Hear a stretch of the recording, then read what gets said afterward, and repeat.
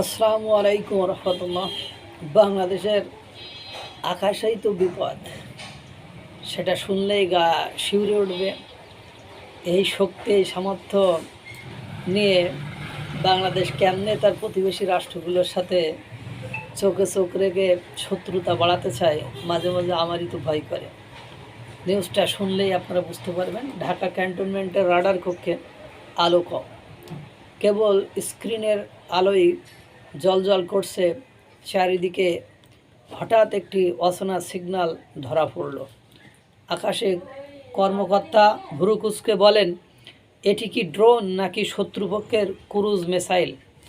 Signal মিলিয়ে দেখা যায় ভুয়া অ্যালার্ম, কিন্তু এই অ্যালার্ম ভুলেই যেন প্রতিফলন বাংলাদেশের বর্তমান আকাশ, প্রতিরক্ষার অব্যবস্থাপনা ও সীমাবদ্ধতার। ইরান ইসরায়েলের 12 দিনের যুদ্ধ, ভারত পাকিস্তানের সমস্ত উত্তেজনা, কিংবা ইউক্রেন যুদ্ধ, সর্বত্রই দেখা গেছে আধুনিক যুদ্ধে জয় নির্ধারণ করে আকাশ প্রতিরক্ষা। আর ঠিক তখনই বাংলাদেশের আকাশ যেন খালি প্রতিরোধহীন এক ভূখণ্ড।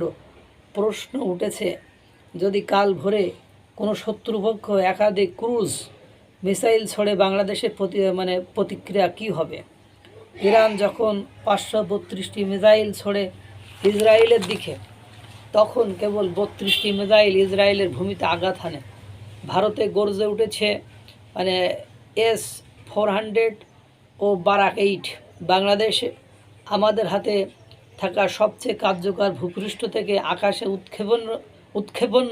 ক্ষেপণাস্ত্র হলো 2011 সালে কেনা চীনের তৈরি FM-90। এটি উঁচু দিয়ে উড়ে যাওয়া বিমান, যা ড্রোন, হেলিকপ্টারের জন্য কার্যকর, কিন্তু উচ্চগতির ফাইটার জেট কিংবা দূরপাল্লার মিসাইল প্রতিহত করার মতো সক্ষমতা নেই। কোনো দেশ যদি মিসাইল ছড়ে, তবে বাংলাদেশ কি তা ধরতে পারবে রাডার দিয়ে? আর যদিও এই বিকল কিছু একটা রাডার আছে, বা যে রাডারগুলো আছে তারা ধরতেও পারে, তাহলে সেই মিসাইল আটকানোর প্রতিরোধটা কোথায়? ড্রোন এখন বদলে দিয়েছে যুদ্ধ কৌশলকে। ভারত ইতিমধ্যে হারপি এবং নিজেদের তৈরি রুস্তম 2 এবং সুইফট UCD ড্রোন দিয়ে সীমান্ত নজরদারি ও যুদ্ধ প্রস্তুতি উভয়ই আধিপত্য তৈরি করেছে।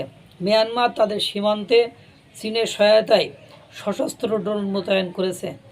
আর বাংলাদেশের অবস্থা কী? এখন কথা ওঠে, মিয়ানমার আর ভারত যদি একত্রিত হয়ে দুই দিক থেকে আপনার হামলা করে। ইতিমধ্যে ভারত মিয়ানমারের নির্বাচন নিয়ে, বা ভারতের সাথে মিয়ানমারের সম্পর্ক অনেক ভালো হয়েছে, এবং মিয়ানমার আপনারা জানেন সেন্ট মার্টিন দ্বীপের প্রতি নজর বা মালিকানা তাদের অনেক দিন ধরে ওই দিকে নজর আছে, এবং তারা তাদের দেশের মানচিত্রের সাথে এটা যুক্ত করে প্রায় করে ছবি প্রদর্শন করে। এই যে অবস্থা, যদি মিয়ানমার এবং আপনার ভারত একসাথে ড্রোন হামলা করে বা কোনো হামলা চালায়, তাহলে বাংলাদেশের চেয়ে দেখলাম তুমি চলে গেলে, আমি চেয়ে দেখলাম ছাড়া আর কি থাকবে? যেখানে পুরো বিশ্বের মানুষ এখন পঞ্চম প্রজন্মের ড্রোন সহ আরও প্রতিরোধ ব্যবস্থা গ্রহণ করেছে, সেখানে বাংলাদেশ চতুর্থ প্রজন্মের ড্রোন নিয়েই পড়ে আছে। এবং বাংলাদেশে কোনো গবেষণা হচ্ছে না, কোনো কারিগরি শিক্ষা নেই, যেখানে প্রত্যেকটি দেশ গবেষণা করে ড্রোন প্রযুক্তি সহ আরও প্রতিরক্ষা ব্যবস্থা এগিয়ে যাচ্ছে, সেখানে বাংলাদেশের নির্ভর করতে হয় বিদেশি সহায়তার উপরে। যে বিদেশ কি সহায়তা করবে, সাহায্য করবে, তারই উপরে নির্ভর করতে হয়। সুতরাং বাংলাদেশের আকাশে লুকিয়ে আছে চরম বিপদ। আল্লাহ তাআলা সকলকে ভালো রাখুক, সুস্থ রাখুক। আসসালামু আলাইকুম রহমতুল্লাহ।